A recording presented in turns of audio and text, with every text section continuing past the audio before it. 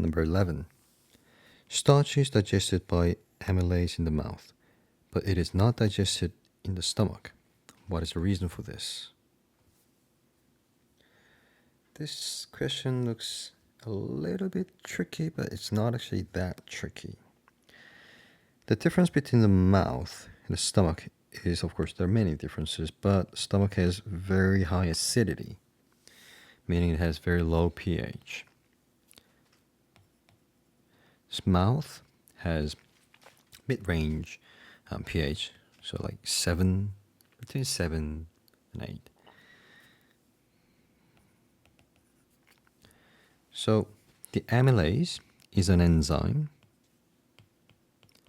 and it's made of proteins. Proteins become denatured, so its active site becomes changed when it is exposed to high or low pH.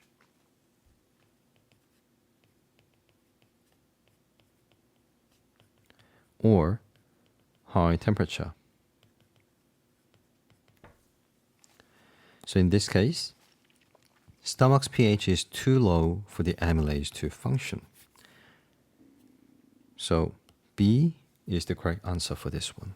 The pH in the stomach is not suitable for the amylase to work.